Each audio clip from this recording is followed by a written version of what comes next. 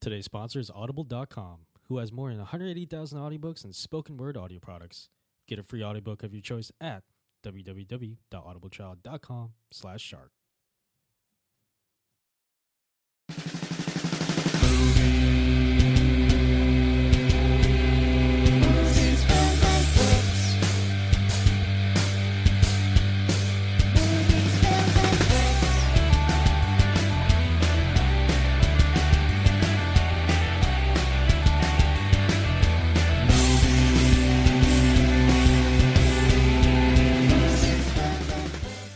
Welcome to the Movies, Films, and Flicks podcast. I'm your host, John Lossoff. Joining me, as always, are my co-hosts, Mark Hoffmeyer. Kurt Russell is currently on the cover of GQ magazine. Whoa! How old is Kurt Russell now, do you think? We are calling it the Curtisance. The Curtisance. The Curtisance. And we are associate producers of the Curtisance. Because, really our last 75 episodes kind of built up to this happening. Yeah. On the cover, right, he's wearing pretty much all denim. And they shouldn't call it the Canadian tuxedo anymore. They should call it the Kurt tuxedo.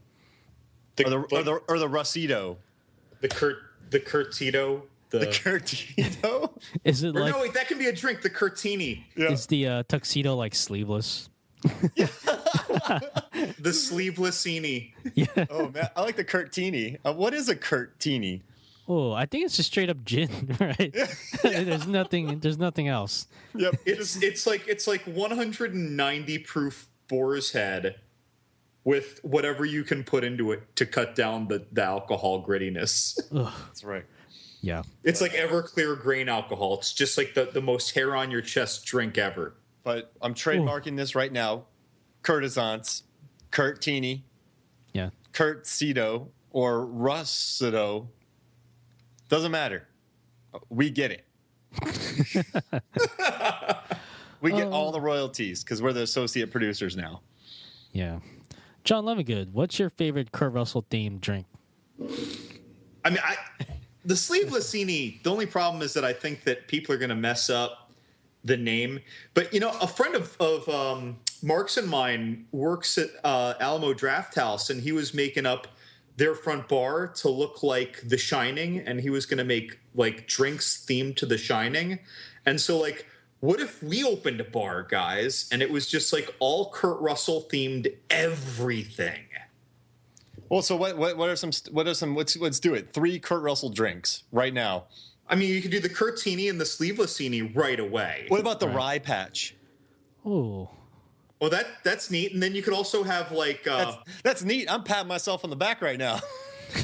Wait, something with bomb in it. Not Kurt Bomb, but we need something with bomb in it for the college night. Oh, gosh. The Burton Bomb. The Burton Bomb! Oh. Yeah. There you go. That's it. There it is. And then we serve absinthe at the end of the night so that everyone reenacts the elevator scene. I feel Oh yeah. Yeah. Oh yeah. Oh. I feel pretty invincible after that Burton Bomb. Yeah. I feel good. Yeah, guys. I feel like we can just do this. Yeah. we could just record a pod and Kurt Russell it up. All right, guys. Rye patch. Now that we're in the mood, I think it's time to answer some listener questions. Mark, I think you got the questions for us this week. I do have the questions this week. And the first one comes from Chris, and it says, what new 60-second character, that's one of the podcasts we did, or 90-second characters, would you like to be in an upcoming film? So it has to be a new character in any upcoming film. But 60 seconds. A 60-second character means you're only on screen for 60 seconds. I want to see the life and death of Seabass from Dumb and Dumber. I just want a montage? Yeah, I want to see. I imagine it's just him people everywhere, wherever he goes, kick his ass, Seabass. Everywhere he goes. He's giving a book report in front of the class, his friends cheering him on. Kick his ass, Seabass. He's at the altar of his wedding. Kick her ass, Seabass. So you're gonna be Seabass? Yeah. So wait, like, so you're taking an old 60-second character and giving him a new role? Oh, is that what we're doing? I don't know. Well, I might have been confused. Because Seabass was a character. I was thinking, what new 60-second character would you like to be in an upcoming film? Oh, okay. See, like the new kind of threw me because I kind of did the same thing as Lazavath. Like, I actually, because when I heard 60-second character, I thought of a favorite 60-second character of mine, and then I wanted to imagine like that same character, and I just happened to do the same thing. Like, imagine that same character in a different movie with a totally different 60-second role. But it's not just him doing the same thing that he did last time. So Seabass could be a kickboxer. Yeah. Like putting Seabass in Kickboxer Vengeance Part 2. Yeah. Wait, so mine. So first off, what I first thought of, but I can't use it because it's way too fresh. Though I was just reminded because Hell or High Water was such an awesome movie. How about that waitress from the Steak and Eggs Cafe? Oh yeah, Like she was great. Like how she got both of those old marshals who are so tough to like be totally like cowering to her. But either way, it was an awesome movie, and she was like the best 60-second character ever. But so I was thinking of actually the librarian in Indiana Jones and the Last Crusade who thought that his stamp was really, really loud. yeah. Remember that when he's banging it and Indy's like cracking on the granite tiles? And so I was just imagining, so they're going to make a new indie movie, yet another indie movie. And I was just thinking, like, what if we saw this librarian, right? And like, you know, Indy's running through, he's being chased by not Nazis anymore, but some bad people who work for a dictator somewhere. And like Indy ends up running through an old folks home, and this librarian who's now, I don't know, 96 is in his old folks home, and they're doing some kind of sharing moment, and he's just talking about something, and while he's talking about something totally new, and he like gets angry because people aren't listening, and he smashes his fist on the table, that's when like there's some kind of explosion or something happens because of Indy's chase. Like, I just like to see that. And now the old guy thinks he's totally like nuts and senescing. I think that would be cute. Nice.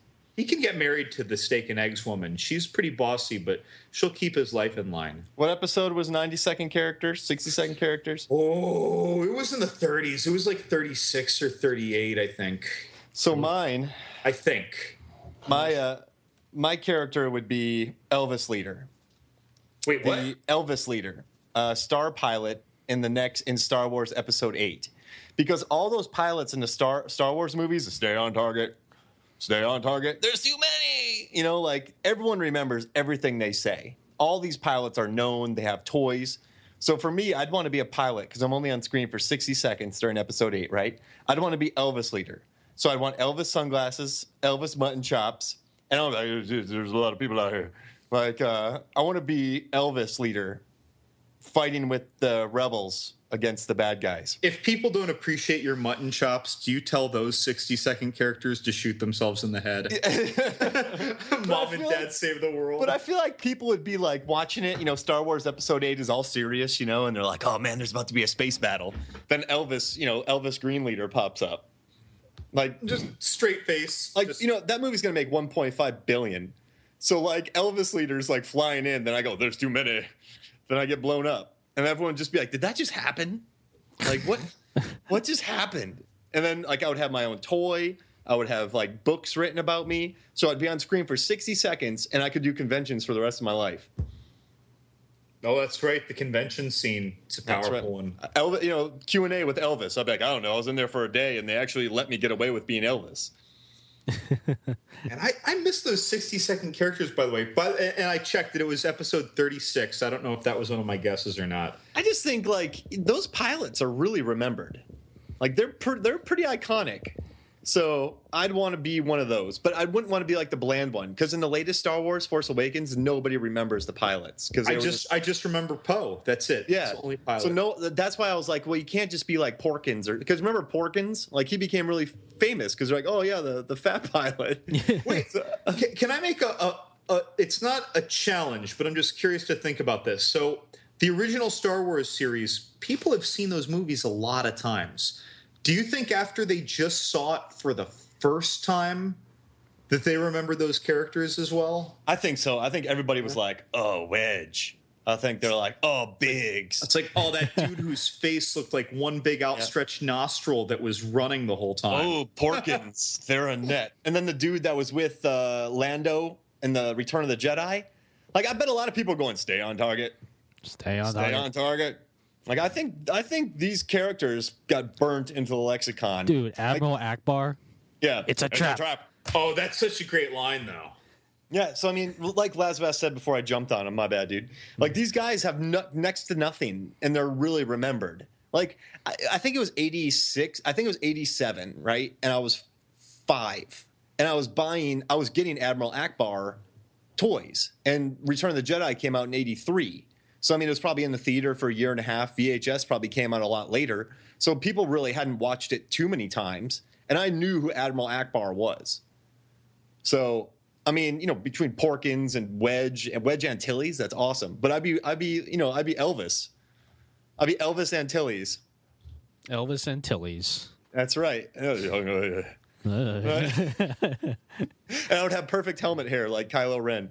Yeah. Wait, so you mentioned those pilots. You said they had nothing, but unlike episode 43, by the way, the cinematic henchmen who probably have no pension whatsoever, I'll bet that these pilots had a pension that was like at least 60% vested to their spouses or something. Yeah, because they're part of the rebels. Or wait, do the rebels have trouble? They weren't like a big getting corporation. a good money manager. That's right. There wasn't like they weren't a big corporation that just hired faceless people. Yeah. Like these guys, these guys had faces. They had personalities.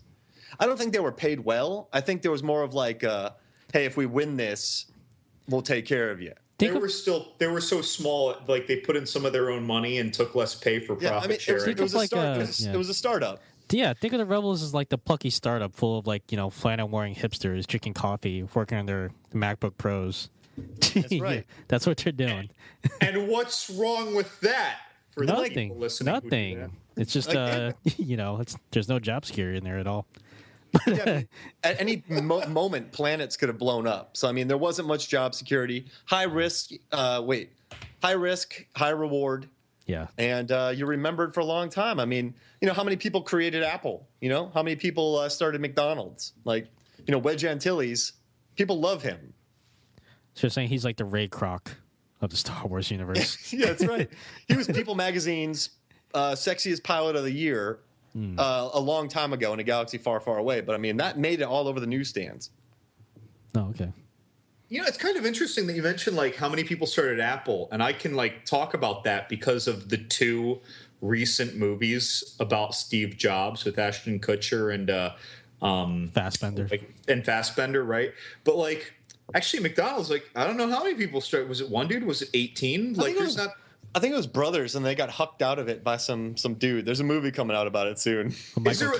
Because I was really going to ask, like, where's that movie? So do you think the Rebels, like, there was a Rebel startup, and then they took it over? Like, they huckstered it from the original Rebels? Well, I'm pretty sure there was, like, some venture capitalist. He just saw this startup and was like, this looks really promising. And so he just bought them all out. He bought them, like, a nice base on Hoth. Bought them like all that equipment, and it's just like, all right, listen, like I'm expecting like a certain ROI on this, all right. So I'm expecting like at least the destruction of the Death Star, like give me at least that much. So a good ROI is a Death Star blown up. Yeah, I think that's pretty good. You're gonna sink some money into like a rebellion. I think you want to see people discussing this at like a panel meeting. So I think Elvis Antilles, right? Yeah. I think he's good for like, so let's say the Star Wars 8 rips off Empire. I'm good for at least, Elvis Antilles is good for about 3 AT-ATs before he goes, there's too many. And then he gets blown up. Where did you get that name, by the way? I'm loving the Elvis Antilles. Well, there's Wedge Antilles. Because that's his last name. Yeah. Okay. And then so I started thinking like, well, I need to stand out. And I just started with mutton chops. I'd be the mutton chop guy or first mustache guy, like big mustache dude, but that's not even that good. So I was like, I'll just become Elvis. I think that works, man. Elvis Antilles. That's a great name. Yep. And like everyone loves me. I'm dancing, like I helped all the maintenance crew, like I put on shows. You know, I go to like different bases and I perform while I'm not flying. Yeah. It's like But- the galactic version of the USO. Yeah, Elvis Antilles, one night only. Mm. Wait, was it? What's like a good space battles? Lasers in the night. Is that the answer to the question? Just The lasers. rebels bring the fight to you. We could actually write this whole song. I That's think. right. Yeah. All right, Mark. What's the next listener question? Oh gosh, what animated film should get a live action remake? Oh, so many. But by the way, they are really working on a Thundercats, right? That's happening. I don't know. Okay, not that Thundercats is a film, but I know Netflix just came out with a new season or a new series of Thundercats recently, or I might be thinking about Voltron. It was one of those.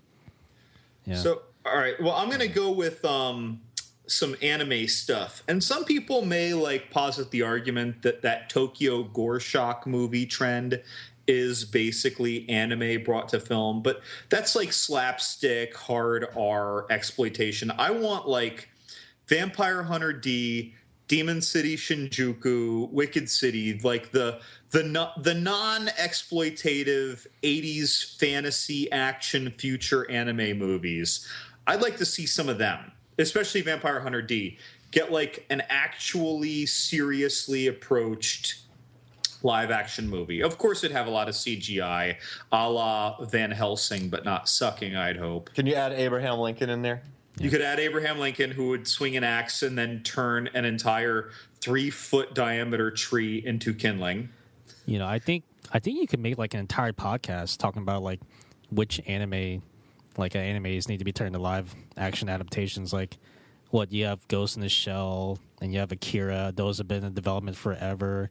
And then you also But have Ghost in the Shell, did that not start filming with ScarJo or no? it Yeah, just it did. started recently, but it's been talked about for like a long time. Death Note is coming to Netflix as a series, live action series.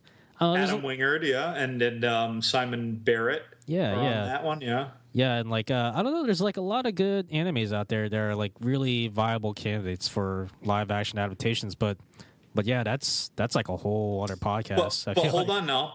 Death Note already got a live action Oh, adaptation. did it?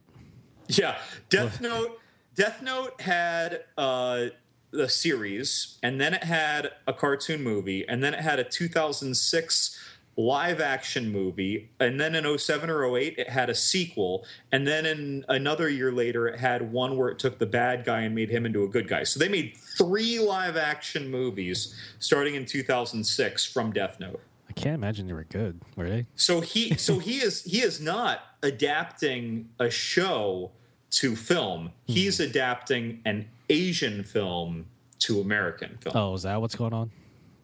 Yeah. That's a very roundabout way of doing it, I guess. Well, guys, I was going to say Iron Giant with like Jennifer Aniston as the mom and blah, blah, blah. Oh, yeah. Pacific Rim. I'm going Rockadoodle. Rockadoodle. Oh, Elvis. no, wait. Elvis Rooster. Is that from the 90s? How old is that? 90s, Rockadoodle. Wow. Wait, that is the 90s, right? I'm not nuts. I want an Elvis chicken live action film. I want real chickens singing. Wait, who's going to play it? A chicken. But who's Like- going to do the voice? They're going to teach him everything. Oh, it's going to be Michael Shannon or Kurt Russell, one of them. It's going to be Michael Shannon because he just played Elvis. And so basically it's like the Jungle Book, which is 99% digital, but they call it live action. So it's just going to be Michael Shannon reprising his role as Elvis as a singing chicken. Nice. It's like Rockstar. It's like Rockstar, Played it. but with a chicken. Yeah. Okay, now Rockstar is very close and near and dear to my heart. I love that movie. Really? Yeah, And I don't know about Michael Shannon's energy. have you seen Elvis and Nixon? No, I haven't seen that one. Does he have the energy? Did he bring I wouldn't be saying it if he Fury? didn't. You think Michael Shannon shows up and goes, "I'm not going to bring the energy"? It depends on the role. The only energy he's ever brought has been what I would call negative energy. Have you watched any of his movies? Yeah, it's all negative energy though. Whenever he's like really animated, it's negative. You just love the movie Rockstar, and you're getting angry about that. No, I mean like you're torpedoing this project because of your love of an obscure Mark Wahlberg project, like Bug, or when he played Zod, or when he played that Hitman. Like I can't think of him in an energetic role that was positive. Well, you haven't watched Elvis and Nixon yet. I haven't. That's fair. That's fair. Is that on? That's not on HBO yet. That's on Amazon Prime. It is. I gotta see that. All right. You know what? I want him to remake Rockstar now. Oh, whoa! And then replace the band with chickens. Whoa! The Fant was in one of those bands. Too bad. He steals cutlery from hotel rooms. Oh man. He's the Fant can play a fox that sneaks into the chicken coop. Yeah, that sounds right. No, he's a ocelot. An ocelot. All right, Laz, what about you? So the first thing that jumped to mind was The Incredibles. I feel like it's funny when like the recent Fantastic Four came out, everybody was saying it was a crappy movie, and yeah, it was a crappy movie, but like a lot of people were also saying like, The Incredibles is basically the best Fantastic Four movie ever made. So I feel like absolutely they should just do like a live action version of The Incredibles. I don't know, like, yeah, I feel like that would just be like that'd be a great time to watch. So for Mr. Incredible, do you think they could take The Rock but then superimpose Craig T. Nelson's head over it? I was thinking like Patrick Warburton. I don't know, or is that like Kevin James? Oh no. Oh dear. And that's probably what would really happen. But Sam Jackson could still be in it. Like Jason Lee could still be in it. Yeah. But I mean, I love like that cast. Like I'd actually love to preserve that cast as much as possible. Yeah. No, yeah. I feel like you just throw Craig T. Nelson in there somewhere. You need the Craig T. Yeah. I love that guy. I think Coach. he's just the best the best actor like ever. Craig T. Nelson's the best actor ever? Dude, Poltergeist, The Incredibles, Coach, The Devil's Advocate. Need I say more? Yeah, I mean, probably. I'm surprised you went so far. Hey, I really do love him in Poltergeist, though. I think he plays such an awesome dad in that. I think he's in The Proposal. Yeah. Yeah, but I didn't like him in that, actually. This is actually a really interesting question because there's actually, it seems like there's been a spate of live action adaptations of animated movies recently. Like, you got like Beauty and the Beast coming out soon, and you got like apparently there's a Little Mermaid live action adaptation come out. Alice in Wonderland made $1 billion. Jungle Book, Jungle Book made like $900 million. Do you mean you mean the new Alice in Wonderland, the sequel? No, and the Cinderella made $800 million. Maleficent made like $1 billion, and then this new Alice made like 450. But that's like all the Johnny Depp problems and stuff. So far, it's just been a lot of Disney stuff. Like, yeah, I mean, Beauty and the Beast is going to clear $1 billion. Oh yeah. Well, that's a beloved movie. Disney kind of gets to do whatever they want because don't forget they also have Marvel. But they're doing it right though, Disney. Like they're doing it like these movies have A-list directors, cast, music, digital effects. I mean, their budgets are like $200 million. So like Disney's like they're not half-assing these remakes. They are like it's smart. There's a nice trend. They can sell all the merch again, and people want to see, like, people our age grew up with these Disney movies, or not, some of them. But yeah, and I'll see them. Like, I'll take all my nieces to see them. Yeah, exactly. And like parents are like, I guess I got to go to Beauty and Beast. Shucks, and they're like, awesome. Yeah. Like Pete's Dragon, loved it. Yeah, I did enjoy that. I saw that. A lot of flannel. Yeah, and I will say though, Pete's Dragon, that felt like it was made for kids instead of made for audiences. Though, if I had to give that a criticism, I mean, it was made for kids. Yeah. You know what's funny is I kind of had a hard time with this question because it's like a lot of my favorite animated movies. Like I don't know if they would do. how well they would do in a live action adaptation. You know? You're Like- a huge fan of Adam Sandler's 8 Crazy Nights. Yeah, I don't know how well that would do. I've never even seen that. Yeah. Beavis and Butthead Do America. Yeah. I don't want to see Beavis and Butthead live action. It would scare the shit out of me. But no, obviously something like, obviously like something Anytime like Finding anyone has Nemo. ever been on Facebook or Twitter and you've seen like a Beavis and Butthead live action illustration, it's been terrifying. Yeah. Yeah. But yeah, something like Finding Nemo, like that would just be like really weird. I don't know if that Yeah. would be like really good, or like I don't know, like I guess Wall-E would be kind of cool, but I feel like it wouldn't have like that same charm. I don't know. Short Circuit, we've seen it. I don't know. I feel like that's really hit or miss though. They'd have to find a lot of fat people. Yeah. Yeah. Well, they can come down to South Texas where I am, man. Oh, actually, Mark, I think your original suggestion, Iron Giant, that would have been a really good adaptation, I think. Like Jennifer Aniston could be the mom. Yeah, she's about the right age these Yeah. days. Yeah. Find some kid. Get like the robot would look awesome. Yeah. And like as many people who love Iron Giant, not that many people have watched it. It's like a cult film. So I think it could be ripe for being remade. People are like, just re-release the animated film, but It's interesting you say that because I like Vin Diesel. I have no problem with animated films or kid films. And yet, for whatever reason, I've only ever seen little bits of Iron Giant flipping through the channels. I've never seen it. It's a good movie. I don't think it's on Netflix anymore, but maybe Amazon. I mean, it's worth it. It's a heart wrencher. Yeah, it's very sad.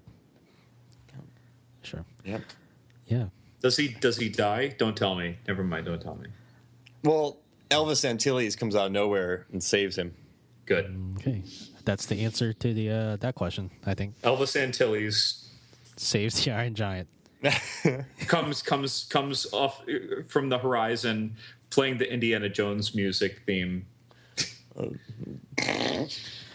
Dun, dun, dun, dun. He was a pile of scraps. All right, that does it for this segment, a very spirited segment of listener questions. Thank you once again to our wonderful listeners for those amazing questions. Sorry we didn't answer them, but hey, maybe one day we will. One day.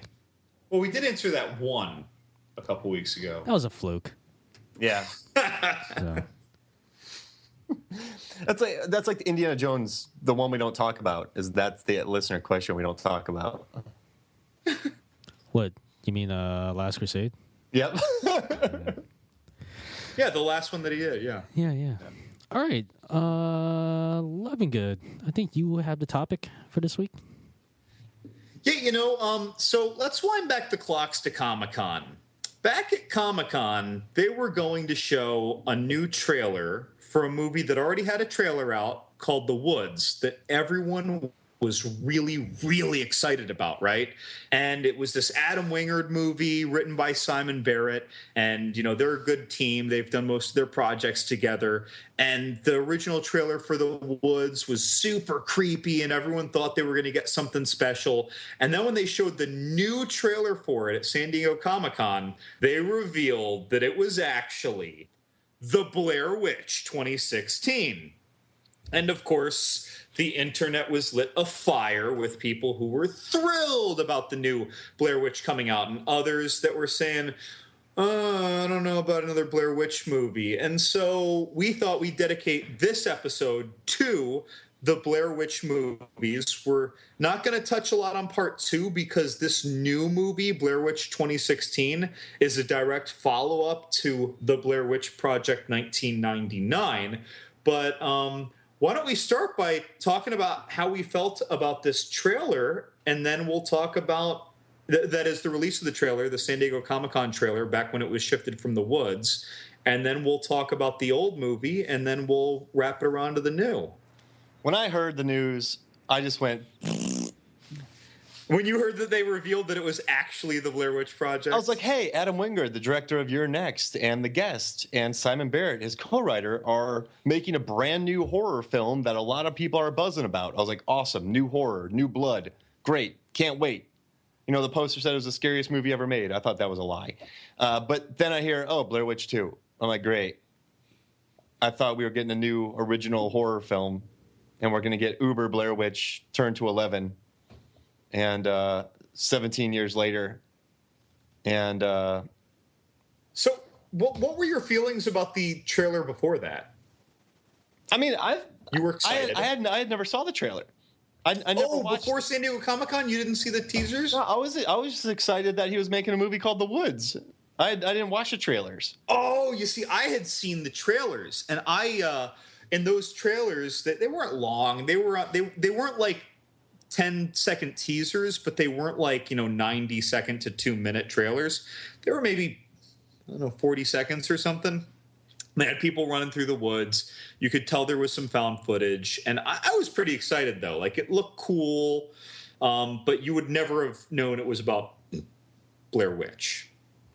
Great, but I was excited when I saw those trailers. So when they then announced that this was actually Blair Witch, because I was already excited about those trailers, I kind of just transmuted that excitement to the notion of a new Blair Witch movie, which I figured would be a remake. And I only figured out a couple weeks before I saw it that it was in fact meant to be a direct follow-up to the Blair Witch Project.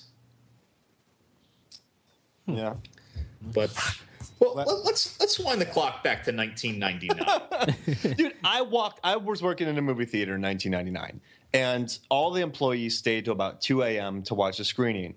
And I remember walking out of the theater probably like around 3:30, 4 a.m. That's a rough time. Like, totally wrecked, like really stressed out. I thought the ending was perfect. I actually didn't know about all the theories until today. And I just walked out thinking what I just saw was new. It was fresh. I'm exhausted. What an ending, right? I watched the new one today in a theater by myself, right? By myself in a dark, big theater. I almost fell asleep. So like, and this movie I watched at like 2 a.m. So like, I don't stay up late. So well, I was young back then too. But the original was so fresh, so unique. And then this one happened 17 years after everyone sort of milked the Blair Witch Project. So there was nothing new or fresh. I mean, it kind of expanded the world, but I think in 1999, the movie exploded. It made what? Like, with inflation, I think it pulled in something like $360 million on a $75,000 budget. Mm. So, I mean, it was a cultural phenomenon. That weekend, that and my best friend's, Runaway Bride came out, and our entire theater was sold out. Like, every theater was sold out. So like this was like I got to see the phenomenon. People are puking. I had to clean that up. That wasn't cool. That wasn't a fun phenomenon. But actually, that summer a lot of people puked in theaters between South Park because they were drunk and Blair Witch. But no, it was new. It was fresh. Like it was different, and I still love it. I still think the ending is perfect. So no, I mean that movie has stuck with me, and I just think it's good. We addressed the hype, right, that led up to San Diego Comic-Con and then feelings afterwards. What about the hype back in 1999? Because back in 1999, like, it was kind of, I mean, the internet existed, but it was a totally different landscape. There weren't movie websites and bloggers all over the place. It wasn't like a readily accessible in every household, spoiler-rich minefield of clickbait to ruin everything you could possibly be surprised by. And it was back before trailers revealed every big reveal in the trailers. So people saw this and they were wondering, like, holy shit, is this real? Yeah, those actors had to like stay under the radar. On IMDb, I just read the actress, Heather Donahue or something like that. Donahue. She had to play on IMDb. They said she was dead because IMDb had just come out, so she couldn't work, so she wasn't making any money. Her car broke down underneath the Blair Witch billboard, and she had no money to like fix her car. Oh, seriously, man. And I mean, and so that kind of wrecked their careers because that's all they've sort of been known for. But that was a phenomenon. Like, I know people throw that word around a lot, but that movie, for any horror film, without the luxury of 3D and all that, and to be R-rated, to make $360 million, like that's crazy. Aside, like that's. I don't know, people were buzzing about it. Like between like Sixth Sense and Blair Witch and those movies, like there was pretty rich time for really buzzed about horror films. Yeah, like Blair Witch, though, people were actually questioning when they walked out of the theaters opening weekend, like, was that real footage? And they couldn't just go online and look it up and within 5 minutes see enough articles to know the answer. Like that was someone on Facebook, I've kind of been going back and forth with a lot of people about the original and what I think of it and what I think of the new one. And when I talk about the old one, it's like, yeah, the old one was amazing, but right now, honestly, and I just saw this last night. I just rewatched the original. And I was bored to tears. How many times have you seen it? Hold on. About 3 times. I saw it in the theater. I saw it a year after the theater, and then I just saw it last night. Okay. But so when I saw it last night, by the way, it was totally fresh. Like I just knew what everyone knew, even if they hadn't seen it. Like I hadn't seen it in 15 years at that point, and it bored me to tears. Now hold on, it was boring to me, but it was extremely interesting. I really appreciated what I was watching. So I guess like I was very mentally stimulated, but in terms of jumps or excitement, like it was never exciting to me. Well, it's a slow burn. It builds to like the end and the building paranoia. So like the end wasn't exciting. The end was flat. It wasn't like there were some jump scares, but it was all meant to like build their paranoia throughout the film. So I don't think it was supposed to be like a loud noises picture. Like it was, it builds. There are a lot of slow, quiet films that can get me anxious seeing them multiple times over, and this is not one of them. It's not. When I saw it the first time, it got me worked up a little more. This time it was, but again, I thought it was very interesting though. I thought it was cool. I loved being introduced to those characters, and like if I saw that same movie now, I'd be like, the acting in this is terrible. And then but it's like you got to take yourself out of it. This was found footage before found footage was a thing. And hold on, I know a lot of people out there are like, hold on, I can give you 20 websites that are like 10 found footage movies that were up before Blair Witch, but found footage wasn't something that people were tired of, and people weren't calling it a subgenre in 1999. Well, it was like the Real World. It was like the Real World season 1. Like those people didn't really know what they're like. There had been shows like that, but they didn't really quite know what they were getting into, and that set the tone for all the following seasons. Right. And so now that was what was interesting to me, though, with the original Blair Witch, watching it just last night, was like I was thinking like, oh, the acting's terrible. And I was thinking like, wait a minute, they're real people. Like, yeah, I mean, and then it's like it bothered me for about 8 seconds. And then I just started like enjoying that aspect of it, that this was just like you and me recording, changing a carburetor or something. Like there's no reason for it to look like good acting. And then I started to just really like it and go with the flow. I didn't even remember thinking that in 99. I don't know what the hell I was thinking in 99. But I thought that was cool. And I liked being introduced to the characters, and I liked the way that they presented it to feel real. Like now it's so cookie cutter, isn't it? All these movies about paranormal investigators, this, that, or the other, whether you're talking about Grave Encounters, which I did like, or Episode 50, which I hated. There's loads of them. But, it's like it's very formulaic. At the time, it wasn't formulaic. They might have made that formula, which is kind of neat. What do you think about that? Go for it, Laz. Yeah, I don't think, was Blair Witch like the very first? It wasn't the first found footage movie, right? Like, oh no, it was like maybe the 25th found footage movie. But it was definitely the most popular, the first popular found footage movie that kind of it blazed a trail, like it broke new ground. Like up until that point, like no one had ever seen like a found footage movie before, outside of like some dumb home videos, like maybe someone's kid made or something. There was one huge one. There was one huge one. It was Cannibal Holocaust. But the thing is that Cannibal Holocaust was 50% found footage and 50% what was considered to be real world. So even then, Cannibal Holocaust totally is like a found footage movie. Cannibal Holocaust is like kind of like a video store, like a workhorse. Like it's the Yeah. you know, it made its money through like video stores. But like Blair Witch, like it was the first one that made an impact at the box office. Like Sure. so like it was a new experience of people like sitting in a theater and experiencing this like, you know, in a group setting for the first time. And it was just like, you know, people were just like, I think people were just excited to see something new and experience it with other people who had never seen anything like this before.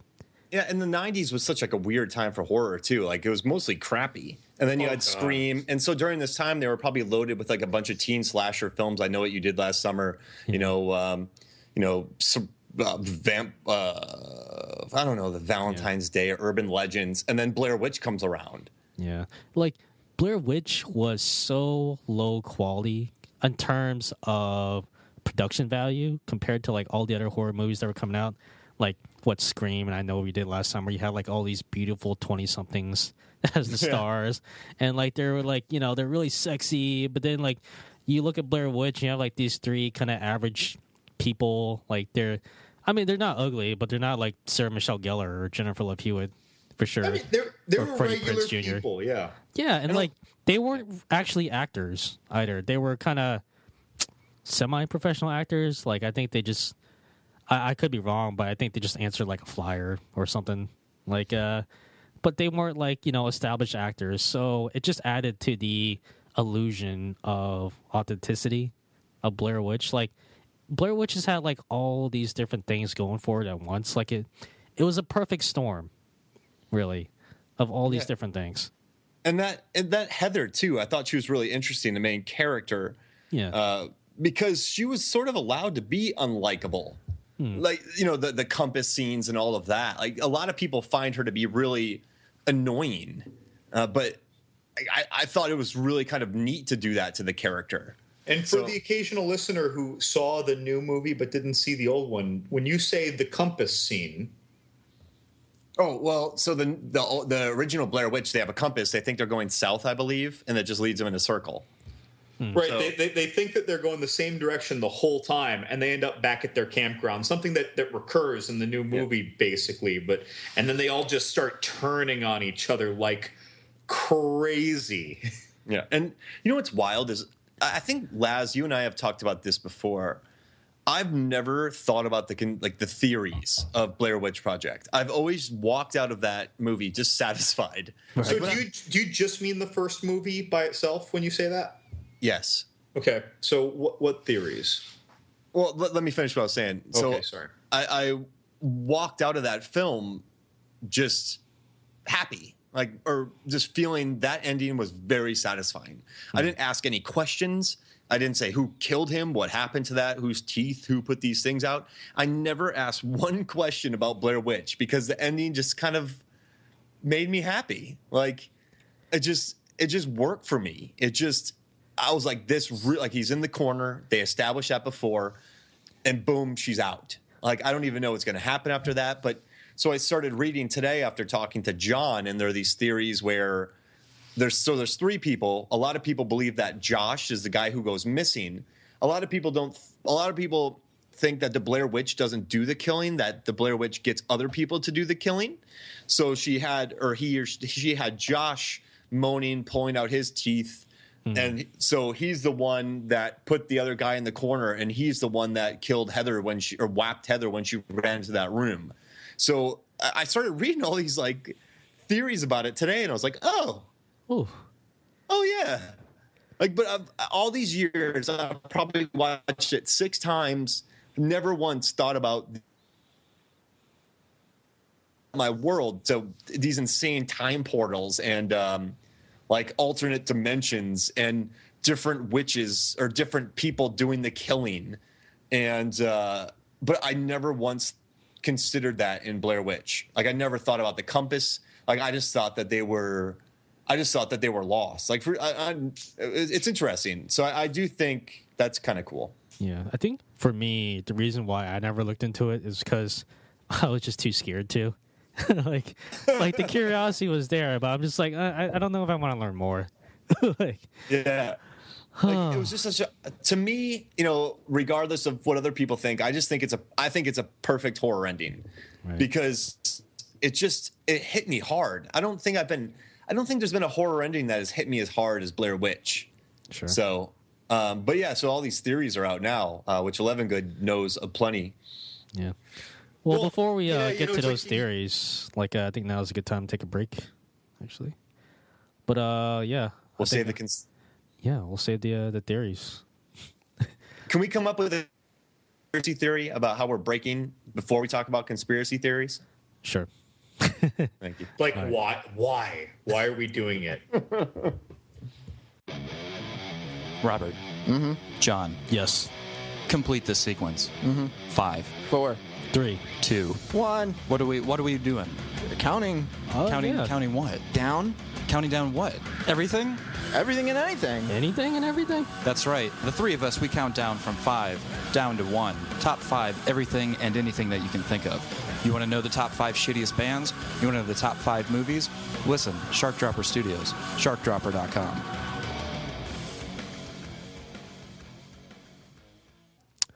Welcome back to Movies, Films, and Flicks. That was a spirited discussion we had on all the theories, not just on Blair Witch, but also Lost, Fringe, MASH, The Honeymooners. It's all connected. Yeah. It's all one expanded universe. Yeah. Homeward Bound 2? Yeah. Not Homeward Bound 1, though. No. Just the second one. Yeah. Yeah. Oh, man. All right, speaking of making weird connections, time to answer another list of questions. Yeah. Right, Mark? Let's do it. So, after Olympus and London has fallen... Oh, this is from John, by the way. Another John. After Olympus and London has fallen, where should Gerard Butler go to murder more people? So he's killed so many people. Like, Okay, I got one for you guys. okay, Two Egg, Florida. Two egg, two egg. Two Egg, Florida. two egg. Are you Florida. talking like the Great Gatsby with a West Egg and an East Egg? Nope, there's a city in Florida called Two Egg, Florida. Huh. And local legend says that there's a Bigfoot. So here's what county are we talking in Florida? Jackson County, northern Florida. Really? So basically Two Egg, right? But here's how it goes down. So I was also thinking either Toadsuck has fallen. Toadsuck, Arkansas. Yeah, Idiotville has fallen.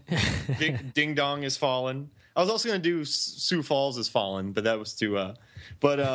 Yeah, so I had to do Two Egg, Florida, because there's a Bigfoot type creature called the Two Egg Stump Jumper.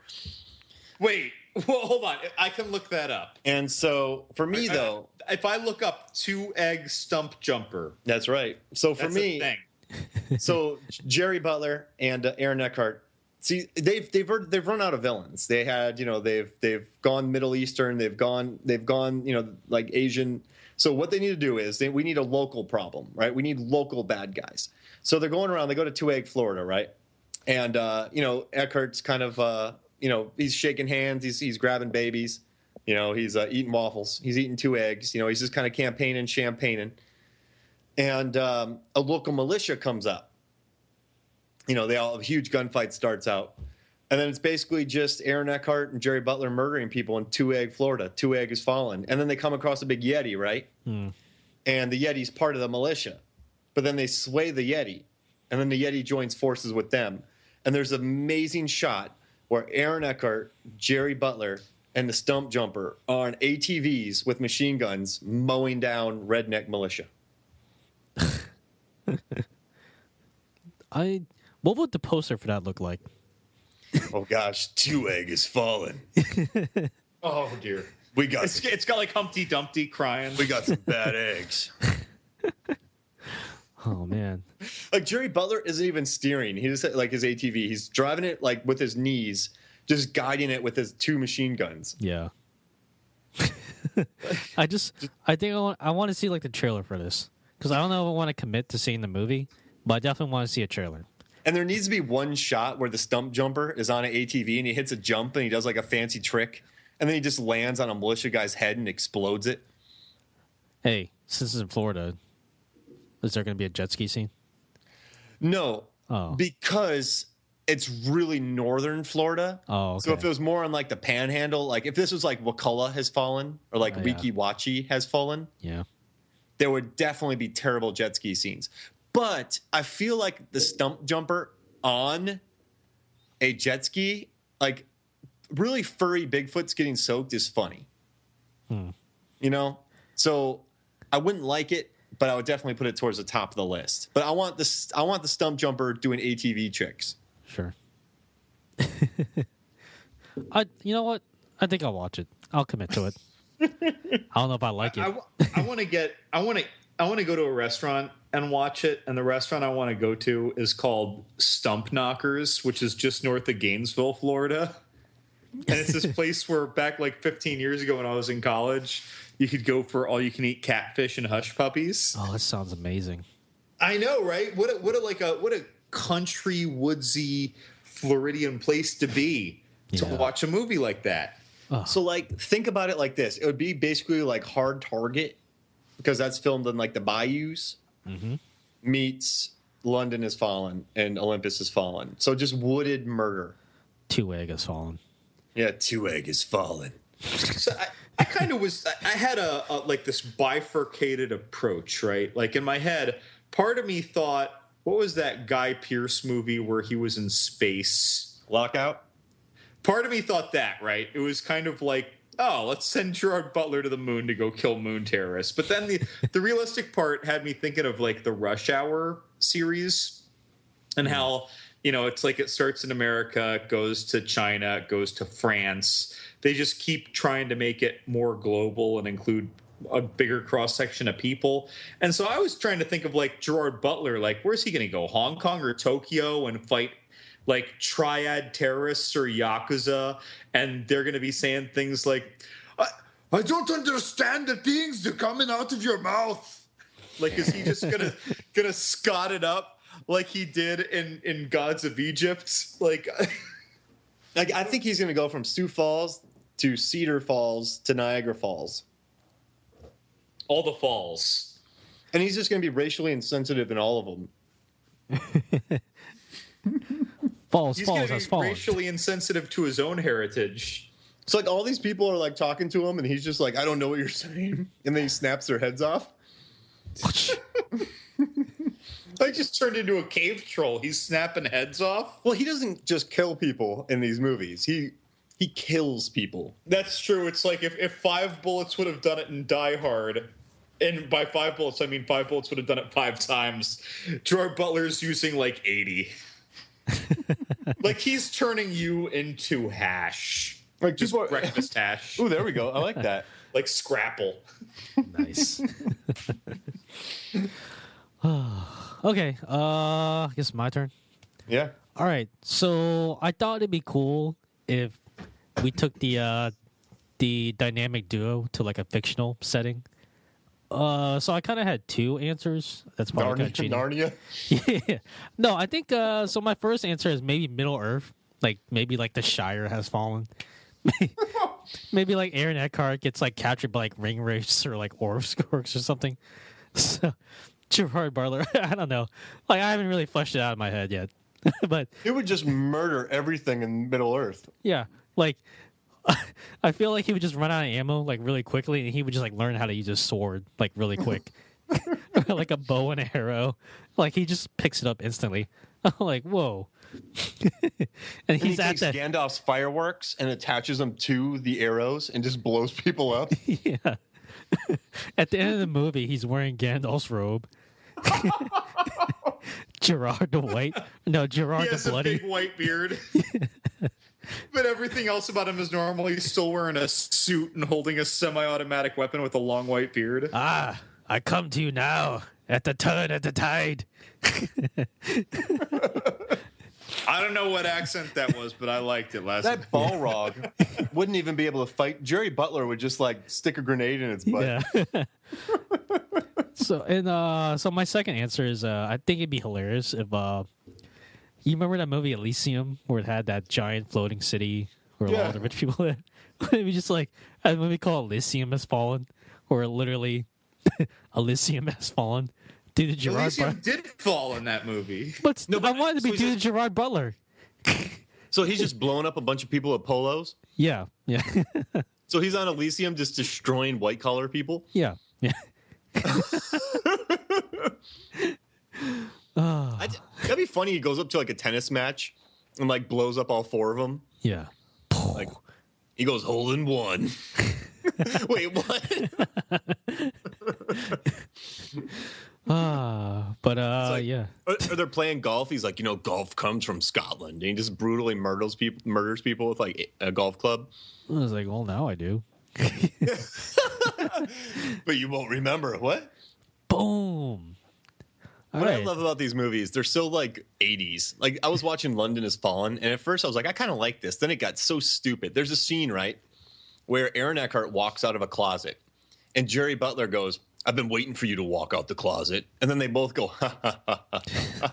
I was like, what? I was like, what? What? Wait. I was like, what? I'm like, it's such like an old school stupid like movie that just plays like it should have like Charles Bronson. But he didn't do a lot of laughing. But Yeah. I know what you mean. Yeah. I love Jerry Butler running around Middle Earth just murdering people. Yeah. He seems like just a strikingly good orc. Like a strikingly good looking orc is what I mean. Yeah, like just for toughness. I see him as like a rider of Rohan. Yeah, with a machine gun when they're charging in. Whoa. Oh my gosh, I want to see him battle a cave troll. Oh yeah. You would like chop its head off. There would be a 30-minute scene where he's just sawing its head off with a serrated blade. Oh, that's rough. Like that's how bloody those movies are. What was that Fassbender and Olga Yurilenko movie? Centurion. Wasn't there a scene where that girl, where Olga was just like chopping a guy's head off? Is that what you're thinking of for Butler? Yeah, and he's just like he's Olga Kuryalenkoing a cave troll. Yeah. That's never been said on this planet. Like if Jerry Butler was in Descent, like those creatures would run from him. Yeah. Oh, I'll bet they'd know. They'd know from the scent of him. Just Jerry Butler. The scent has fallen. That doesn't make sense. Well, why don't we just make that the answer? The scent has fallen. The scent is fallen. Oh. Okay. Well, thank you for that wonderful listener question. Let me good. I think you're about to expand on the theories for the Blair Witch Project, right? Time warp. Yeah, time warp or something like that. Well, we can come back to it because we were talking about the end of the first Blair Witch, and when we get to the end of the Blair Witch, we can come back to all of our conspiracy theories. But so the new Blair Witch, right? It's a direct sequel, and it has Heather, the main character from the original The Blair Witch Project. It's her little brother, 17 years later, who sees some new video on YouTube that someone posted about the Black Hills. And he just feels like he needs to investigate this. He needs closure. He wonders if his sister is even still out there, but it's more about closure and just solving this. So they're going to investigate, and it's him and a group of more people.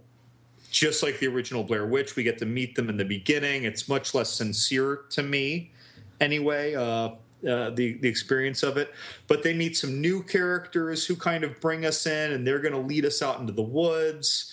And what'd you think about meeting these new characters, this brother, his colleagues, and these weird backwoods people in Maryland who posted the video that got him interested? I think nothing. Like, blah. I think they're just like, they could have had cardboard cutouts and like someone could have been standing behind it talking, and I would have found them more interesting. That's, I think I pretty much agree. Like I commented earlier that upon rewatch, I thought part one was boring, but not uninteresting. And whereas this, like the first 15, 20 minutes of this movie was just like, I don't know, like Indian rug burning my arm hair. Well, no, like I don't think it's the actors' faults, right? I'll say that. I just think I'm just so tired of because found footage acting has become very found footage acting. Like, when, like, it's found footage acting, and they're just doing it to a T. And there's, like, really no defining. The only person I liked was the girlfriend, because she manicured her toes before the trip. I thought that was cute. Like, that was, like, the only thing I remember about them. Yeah, I kind of. Listen, They Les, were very meh. like, I've known both you guys for a long time, right? Mm-hmm. If you guys were like, hey, my sister, Blair Witch, 17 years ago, do you want to go out in the woods unprepared with me to hunt him down? I'd be like, no. Yeah, maybe next weekend. Yeah. Yeah, I just run. Like, and so these 4 people are going to go look for this woman who went missing in the woods, 18 years ago, 17 years ago, correct? Yeah. Yep. And then disappeared when he was a little boy. And it's like, they're like bringing all this stuff. Oh, we got GPS and we have drones and blah, blah, blah. And I'm like, guys, it's not going to work. Yeah. First, if this wasn't a horror movie, if you just told me, like, hey, me, Mark, and Laz, let's all, go hike the Appalachian Trail. But hey, instead of hiking the Appalachian Trail, let's go off the trail and not be on any marked trail. But hey, we'll have GPS and a drone with a battery that could die, even though we have spare batteries. I really don't give a shit. Like, we're going to go miles off of known trails and be miles away, dozens of miles away from humanity. Like, I would not be comforted by that. No. Like, that would not make me feel safe. I'm like, you know what? I was thinking about it, but then you told me all of that. No, like, I mean, don't get me wrong. Now, hold on, though. These characters, though, right? Like, they're like 22, 25. Like, that's their age range. Now, Mark, I seem to remember a weekend that I came up to Tallahassee when we were both undergrads, when we were 22 to 25. And I think that in the middle of that night, if I asked you to go fight a Balrog with me, you would have said, I'm buying the bus tickets. Well, because Balrogs are easy. Like, Balrogs, like, when I'm drunk, I feel like I could knock a Balrog out. Back then, you probably could have. Yeah, but I ain't messing with no witches. Yeah. You know what I mean? Well, I'm just saying, like, these kids were more kids, though. Like, they are not. We're all in our 30s. These people are in their mid or early 20s. Yeah, like, but they're a little dumber. I just don't see a world where I would have done that. I never really liked the wood. I'll enjoy a nice day hike, but I'm not like an Uber camper. Yeah. So they go out there, right? Though for whatever reason, his friends don't think that this is weird, and we'll just pretend that before this movie started, they talked about it for a long time, I suppose. And they end up going out there with these strangers who they meet, who kind of force their way into this Blair Witch investigation, right? Mm-hmm. And they go into the woods, and so far it's feeling a lot like the original, except they bump across some new people along the way, right? They pull an unexpected journey, and they meet some people on the way. They make some new Jerry Butler. They make some new friends on the way. But so they go out there, and it's feeling a lot like the same movie, and they're using their drones, they're establishing their technology. It's pretty stale to me. And then trees start falling. Right, there are weird noises, right? And then the Blair Sasquatch is evidently going on because we're hearing these trees falling. And just to backtrack for a second, I think it's interesting that when I was watching this movie, right, and at night they're hearing noises and everything, it reminded me of this movie that we saw and reviewed in a podcast called Willow Creek about a Bigfoot. It was a found footage movie with all these weird sounds in the woods. And then the original Blair Witch had a follow-up movie by the same director called Exists. And it was a Bigfoot movie. And everything is just Bigfoots, it seems. Yeah, and like someone had a theory that one of these witches, like one of the people that died in the water, can control nature. But like, why would you control a tree to fall to scare teenagers? If I was a tree, right, and this witch was like, "Hey, man, fall. I'd be like, why? I'm like 300 years old. I want to scare these 20-somethings. No. Just rattle my branches. You want one of my branches? Take it. So we're talking about trees and we're talking about manipulation. So in this movie, we learn a little bit more about the Blair Witch mythology from our unexpected journey new friends that are met along the way, right? And they pointed out that the Blair Witch was captured by the townspeople. What was it, like the 1500s or 1600s? I don't know. But she's captured by the townspeople. She's tied to a tree, and that was the standard myth, and left to die. And Stretch Armstrong. She had Stretch Armstrong. But then they add in this movie that they tied heavy rocks to her arms and legs, so that by the time she died, her limbs would have been kind of stretched out, if you will. And then when they went back to find her, she was gone. Okay, so there's some, undead witch wandering the woods supposedly with dislocated shoulder sockets, who now can tell trees to fall with very powerful telekinesis. Yeah, and I mean, really jerkily telling trees to fall. There was a lot of that, wasn't there? Like she was like deforesting. This lady should be hired to be an arborist or work at craft fairs.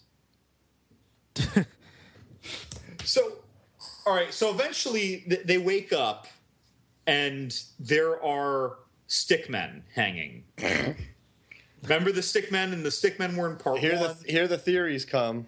So, well, no, the first stickmen, though, they were from our unexpected journey friends. Oh, yeah. But then later in the movie, there are yet more, just an unreasonably large number of stickmen hanging around, and some of them are huge, and they're like, oh, they're like over-explaining it to us, I guess. They're like, oh my God, there's so many and they're so big. A couple people couldn't have possibly done this overnight. And it's like, all right, well, fine, I buy that. Thank you for explaining that, exposition guy. And so there's all this stuff out, and now we're assuming, okay, it's Blair Witch magic. And remember when the girl panics and she's like, she calls it bullshit and she breaks one? Yeah. And then one of their unexpected journey friends, Talia, I think her name was, when they break the stickman, she pulls a Toby from Paranormal Activity 3, and her back just flips in half. Yeah. How'd you feel about that? I think at this point I was falling asleep. I saw it and I just went, yeah. Like, because it looked like someone attached a shake weight to the camera during this scene. Like, well, that's most of the movie from this point on. Like, it's just, there was no suspense for me. There was no, like, the time pour. Like, gosh. Now, I mean, listen, I'm all for a body snapping, right? Final Destination 5, Driving Miss Daisy, Platoon, Pitch Perfect, Safety Not Guaranteed. Yeah. Boyhood. About Time. But yeah, so this one didn't, I don't know. What'd you think about the body smushing? So basically she broke the craft fair stuff, and then a woman got smushed in half. As if it was a voodoo doll representing her. So maybe she became one? Good question. And then, there was the girl who hurt her foot in the stream, like she cut her foot. And then later it's infected and it's like pulsating or something. And then yet later in the movie, she pulls something out, and online you can find freeze frames of it. And she was pulling out a miniature stickman from her wound which is now in her calf, as if it's like metastasized or something. And she pulls a little stickman out of her calf, basically. And theories online are that she's turning into a Blair Witch, or she's turning into a denizen of the Blair Witch woods, or like that. It's kind of the movie's getting a little crazy now. Yeah, they think that Ashley is becoming something like Ellie, who's like a part of the woods. So she's going to become like a stick figure. Ooh. Which, of all the theories out there, that one I just find annoying. No, that annoys me. Yeah. Because we're going to get into a lot of these time warp theories, and fine. You know what? Fine. They're interesting and they're fun to talk about, whether I agree with them or not. But she cut her foot in a creek and got infected with a freshwater Blair Witch parasite that turns her into some Blair Witch whatever the hell. No. I'm drawing the line. Well, the writer, Barrett, actually said that wasn't the Blair Witch at the end. It was Ellie Kedward. Like she had transformed into that? Yeah, the writer said that Ellie is doing the killing for the Blair Witch. Wait. So the monster that we see at the end that we'll talk about later is her. Ellie Kedward. She turns into that. Yeah. Oh dear. This is what the Mark, you just I've gone cross-eyed. I mean, yeah, exactly. You just Austin powered me. Like so yeah, this is what the writer says. Oh. So like so upsetting. He says at the end of the movie we see a tree-like creature running amok in Rustin Parr's cabin. That's not the Blair Witch, Barrett confirms. Or Groot from Guardians of the Galaxy. It's Eddie Kedward, now made of branches. We see hints that Ashley's suffering the same fate. So at the end of the movie, now that we're talking about it, right? Yeah. What we see, which by the way, to me, looks like a gangly-limbed, pale, hairless monster from Doom or Resident Evil. Yeah. Right. And with the shaky cam, it's just like that game, right? Where you keep turning back and forth because it's the big scary monster, and you're like, oh, I don't have the BFG yet, so I'm going to get killed, so I have to go run.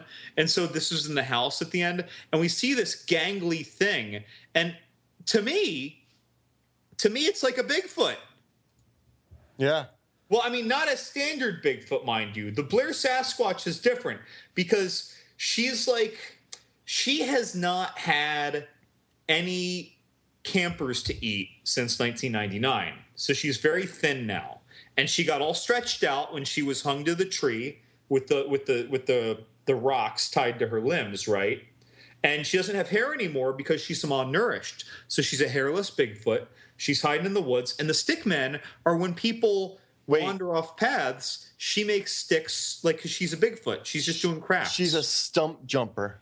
Oh. She's a stump jumper in Jackson County. Where's Gerard Butler? Where's Gerard Butler?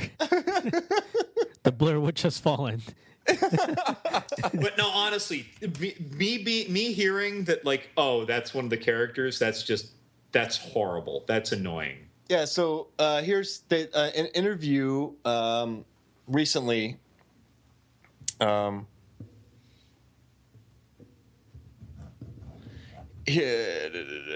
Lane reveals early on that there's more to Ellie Kedward's story than we previously realized. She wasn't simply burned alive. This is a woman who got stretched out. She became Stretch Armstrong. The original Blair townsfolk strapped her to a homemade vice, stretching her out into a shape resembling the stick figures. At the end of the movie, we see a tree-like creature running amok in Rustin Parr's cabin. Yeah, so that's what I'm. I'll send you the link for this interview. Yeah, and by the way, would you ever describe that as a tree-like creature? No, that was a long-limbed, gangly, undead monster from Doom or Resident Evil. That's what that was. And then the writer also referenced passages from the Cult of the Blair Witch, which suggests that Ellie Kedward could speak to the forest and command the trees. Oh, it's so soul-crushing. Do you want to read this video before we talk a while? No, I don't. Okay. I'm glad I didn't encounter that one. I'm glad. Because, yeah, the writer's talking about it. Oh. Well, okay. So the Blair Witch, like, sometimes they looked at that stump jumper and they didn't die. Apparently, if you look at the Blair Witch, you die. Well, maybe they just didn't look long enough. Apparently, I think this goes back to the theory from the first one where this Blair Witch has other people do the killing, because that one dude, the guy they referenced, Rustin Parr, he did the killing, and he said that she told him. So maybe the Blair Witch is just kind of like Thanos sitting in a chair. So as we see what's going on in this movie, what we're told from the writers or not, it's like a lot of this movie, other than the fact that we see a monster, right, and a freshwater parasite that makes no sense. But other than seeing those things, this movie is very much echoing a lot of the plays from the first movie, right? They're pulling kind of like a 2011 The Thing, a Star Wars Episode 7, a Jurassic World, a Cabin Fever, or Ghostbusters remake. Like, they're playing on all the things, all the high notes that we loved of the first one in this one, even though this one is meant to be a continuation. Yeah. Like, I mean, there's the corners, there's the filming, they get lost, they walk in circles, there's the stick figures, there's someone who goes missing. What do you think about the time portals were new? So the time was kind of addressed in the first one. Kind of. It was heavily addressed in the second one. And then in this third one, they were just like hitting us with a hammer. So... But online, some of the theories that people could read about online if they were to search around, one that's kind of radical in my opinion, but it's the most interesting one to talk about, is the suggestion that our characters really did see Heather in the house at the end of The Blair Witch 2016, and that's Heather from The Blair Witch Project 1999. And the idea is that Heather went into the woods in 1999, and time was distorted.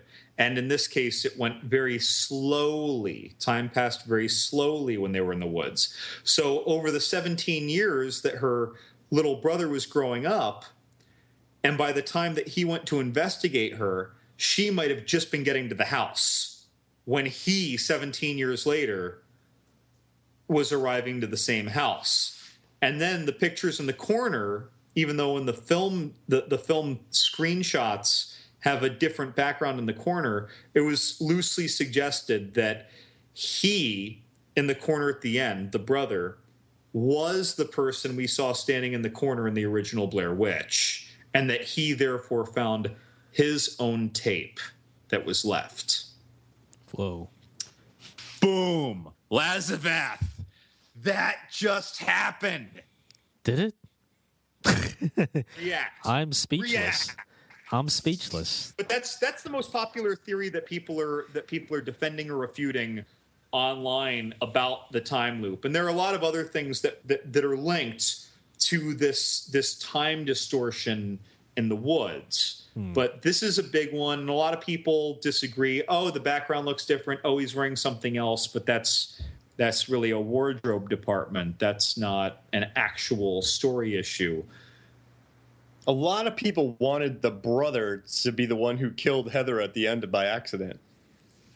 Well, and also a possibility. And when we go back to the original, right, where you brought up that the Blair Witch makes so-and-so do the killing. Yeah. Well, okay, so cameraman disappears in the original Blair Witch. Then there's the guy and Heather left to go to the house. They go to the house. Heather and the guy are separated. Guy goes down in the basement and gets knocked out. Okay, so he's knocked out. He's done or dead. Heather goes down in the basement and someone is standing in the corner. Well, hold on. We're down to one guy. So then, arguably, it's the Blair Witch, someone who we didn't see in the original Blair Witch movie, or someone who came back in time from the new movie. So I think it was Rustin Parr's spirit. Because he's the one that made people go in the corner. Right? So his spirit is holding a rock or something and hitting people over the head? Well, yeah. well, like, wait. Did his spirit consult with the subway ghost from the 1990 movie Ghost? But why? He's like, get off my train! And he taught him how to move a rock. Why would the Blair Witch put people in corners when that was like the other dude's thing? Well, or maybe it wasn't his thing. He just did it because of the Blair Witch. Oh, it's stupid. You're right. Yeah, it's a lot of things. You can go all over the Some place. people think it was that kid. So one of the redneck kids in this movie, they think it was him who killed the three. because he was working for that witch for years because he had a beard. Oh, when he reappeared with the beard? Yeah, they think he could have been the one doing the killing, messing with the 3 campers in the 99 movie. You know, someone made an interesting and very simple comment on Facebook when I was when I was in a discussion with a bunch of people about this, and they said, well, the way that the movie got in the last 30 minutes, and there's clearly magic, and there's time travel or time distortion, and physics distortion with the compass and everything, anything can happen. Mm-hmm. Like, there really is no way. We could watch these movies 1,000 times and have crack teams on them, and it's almost like a listener question. There is absolutely not a correct answer. And I bet the director would just be like, yep. Sure. And by the way, you know, I kind of don't like that Simon Barrett was willing to confirm what that creature at the end was or wasn't. You know, 10, 15 years ago, that was unheard of. Like, if you asked the writer about that, even the writer would say, well, you know, I don't know what it was, or this, that, or the other. You know, that's the interpretation of the audience. It's very unusual for me to hear a writer say, oh, no, that wasn't the Blair Witch. Yeah, Barrett confirms. That's not the Blair Witch, Barrett confirms. I think that makes Barrett a jerk. No, I'm serious. If you think back to old interpretations of just older movies written by people, and when they're asked about it, it's often left up to the response of viewers, or here's what I gave you, and now it's on film, and I shouldn't have to explain anything. This is up to people's interpretation now. Because the art form is what's on the screen. Well, that's what the original did, and look at all the theories. Right, but and that's just it, though. No one is saying from the original, no, this was this. Yeah. Whereas now he's doing that. I kind of feel like and I don't dislike Simon Barrett in general. I'm just saying that in this one action of his, I feel like it should be scolded. I feel like he should be slapped on the hand. I don't think writers should do that. Yeah. Because if you didn't give it, it's like, Mark, I think you brought this up in a podcast about post-credit scenes from Roger Ebert. How once the credits have started, you are not allowed to show anything on screen that modifies the story. That's right. Well, by that same account, if you give something on screen and it is unsolvable by viewers, you have no right to say what happened. Mm-hmm. That would be my opinion. I feel like he crossed an unspoken line by saying what that was. And if he had to say what it was for people to believe it, and even after he says it, we roll our eyes, in my opinion, that means he did poorly, and or with Adam Wingard, did poorly in conveying that on the screen. I'm with you. You know, guys, I have the sneaking suspicion that Gerard Butler was involved. He wouldn't have so many theories or speculation. Like, he was just taking care of the Blair Witch once and for all. Yeah, I mean, he would have blown everybody up. He would have Yeah. murdered the campers just because he was in such a rampage. Yeah. It would have been glorious. Have you seen the scene in Monty Python where John Cleese runs into the castle and just murders people? Yeah, he kills everybody because he was looking for Sir Robin, wasn't he? Yeah, no, someone sent a letter saying, please rescue me. So he just went in and murdered everybody. Wait, so you're talking about murdering. That's exciting. My opinion was part 1, or the original, the Blair Witch Project. In my opinion, was very unexciting, to be polite. I actually thought that this movie, after about minute 40, was very exciting. I thought it was a very entertaining popcorn flick. If I check my brain at the door, once I hit about the halfway point. And don't get me wrong, they're shaking the camera like crazy. They're screaming as loud as they can. The Blair Witch is evidently deforesting half of the Black Hill Woods, right? Knocking over trees and making noise. But I thought that was all exciting, and it made it hard to focus and hone in on when something actually important happened. And as a result, it was like the opposite for me of Paranormal Activity or White Noise. Like those movies, it was all quiet. And so you're staring, looking for something to move and listening carefully for something to happen. In this movie, you're inundated with with sensory overload, and so I was constantly kind of excited for what would happen that would matter. Am I alone there? Yeah, I mean, I was never excited. Never. See, yeah, like I thought it was very exciting. The whole last 40 minutes I thought was very exciting, but you didn't feel that. I feel like I've seen it all before. And I won't disagree with you there. Okay. So, hey, I just want to do this. I just want to read this thing so I don't give anybody the wrong idea. This is from The Thrillist, and it's an interview with Barrett. Here's what I extrapolate from Barrett's teases based on gut feelings. Ashley is slowly turning into one of the Blair Witch stick figures. Lane reveals early on that there's more to the Ellie Kendwood story than we previously realized. She wasn't simply burned alive. The original Blair townsfolk strapped her to a homemade vice, stretching her out into a shape resembling the stick figures. At the end of the movie, we see a tree-like creature running amok in Rustin Parr's cabin. That's not the Blair Witch, Barrett confirms, or Groot from Guardians of the Galaxy. It's Ellie Kedward, now made of branches. So what I'm assuming is that's Barrett saying that's not the Blair Witch. Unless that was taken horribly out of context again, I feel like a line was crossed with that. Okay, good. I just want to make sure no one later on like that. I'm reading this from Thrillist and an interview with Barrett. And like it's someone who could be misquoting something. Like I get all that. It's a good a quote disclaimer. Like, I'll tell you, if you hadn't talked to me about these theories, I would have totally June Diane Raphael this film, like from How Did This Get Made? I would have totally just been like, huh? You know, like you know how sometimes she's just like, she just zones out during these movies? That was kind of me. But it was fun reading these theories. So. No, yeah, very entertaining. Again, you know, it's like there's people can say there's a right answer, but my opinion is you put it on screen, that screen is the data. You don't get to tell me otherwise. The screen is the data. And based on the data, the screen, there is no right or wrong answer to most of this. No one can tell me who's turning into what from the freshwater parasite from her cut foot. No one can tell me that the tree-like monster, which I refuse to say is tree-like, is or isn't the Blair Witch. Yeah. Yeah, but yeah, again, so for me, this movie was exciting and entertaining, and the moment it ended, I was disappointed thinking about it a little bit, and then I started reading more about it, and I was kind of entertained reading about it. Like I'm all over the place with this movie. The first 40 minutes, I thought it was boring as hell. Next 40 minutes, I liked it while you stayed bored. It's right? not, yeah, and it's not even going to make more money than Book of Shadows, which is crazy.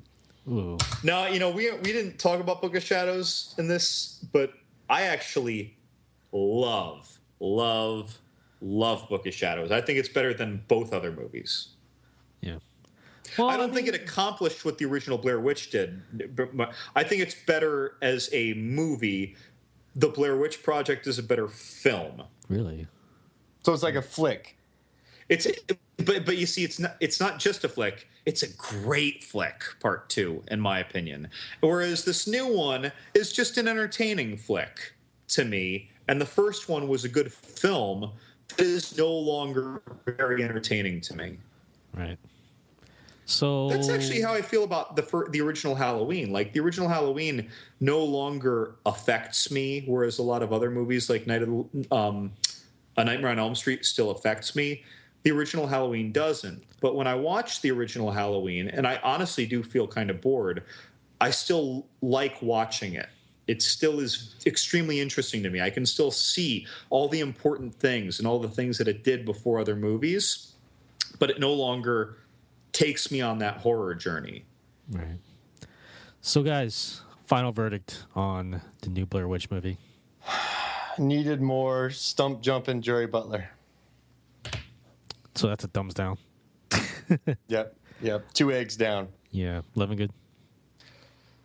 I give it 1 out of 2 thumbs up. It really just is. If you have no expectations and you don't get motion sickness, yeah, I'd say give it a shot if you've seen the other things you want to see in the theaters already. You know how Joaquin Phoenix holds his thumb to the side before he puts it down or up in Gladiator? Yeah. That's what I give this movie. Oh. It's I I guess I won't kill him because too many people will be upset with me. Yeah. I thought you were gonna give it like a middle finger. I give it one middle finger. That'd be funny if he has his thumb. Yeah. Like, all right, so put your left hand out, stick your thumb out to the side, like your thumb is parallel with the ground, and then just put your middle finger out and flip it around. Whoa. Ah. Well, I think that's an appropriate note to end the podcast on.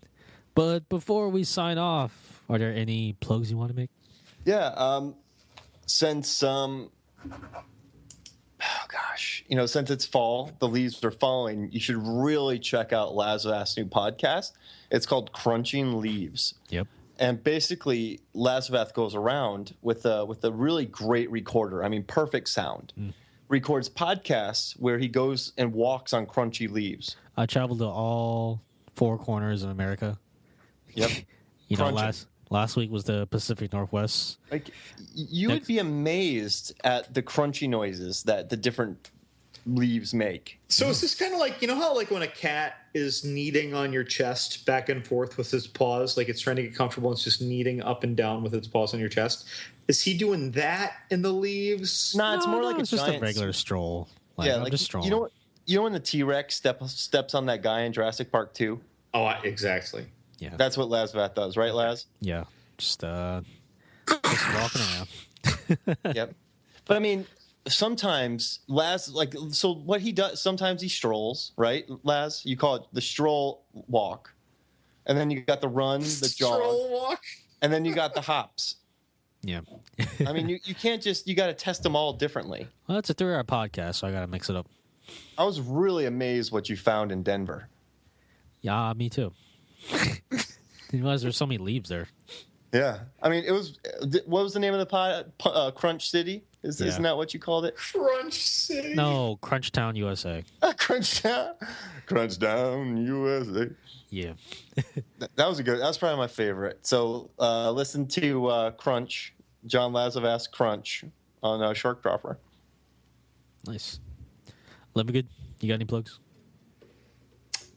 You know, this is just a fun one. I was on Twitter just yesterday, and then I clicked on a podcast because I listen to like 5 podcasts a day while I'm at work playing with my bugs. And this podcast called Nerdy Bitches, which is a pop culture, usually movie podcast, they are new to social media, and they said, we're getting all these things happening that we don't understand, and I don't know why we're getting Jean-Claude Van Damme tags on Twitter. And it was right after I was posting about Time Cop. And I attacked, so I let them know it's like, that was me. That was my review. And they said, oh, yeah, it's like, so they didn't understand the whole like retweet thing. And like, they just thought I was like, hey, random podcast that I may or may not listen to, check out Van Damme's butt, because I have a picture of him doing the split in his underwear in the post that I tagged him on. Oh, nice. And I just thought that was a funny little like human moment. But I do like Nerdy Bitches podcast. They're pretty entertaining. Just on the side. So now I'm gonna tag them, and I'm gonna let them know that I gave them a shout out, and I want to see what happens. Nice. and see if they're still confused and just chatting about Van Damme's butt. Yeah. But that's my random little bit. Nice. Yeah, check out The Lamb, a large ass movie blog. Large ass. By the way, I heard that the Shark Dropper Paralyzed podcast is doing quite well. Crushing it. Yeah. It's doing pretty well. People really enjoy it. So And that's one of the couple of Shark Dropper fiction horror podcasts, right? Yeah, it's one of our mini fictional shows. So yeah, check that out if you're into fictional audio stories. So, but yeah, I think that's it, right? Nothing else? Nope. Cool. All right, guys. For my co-hosts, Mark Hoffmeyer, Crunch. John Levigan, Van Damme's Time Cop, but I've been your host, John Lawson. Thank you so much for listening, and we'll see you guys next time.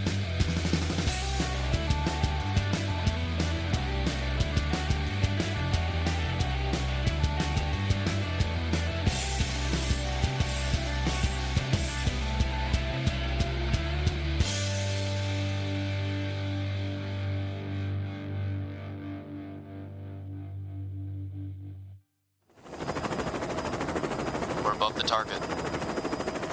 T-minus 5 seconds till shark drop. 5, 4, 3, 2, 1. Drop the shark! Go! Go! Go!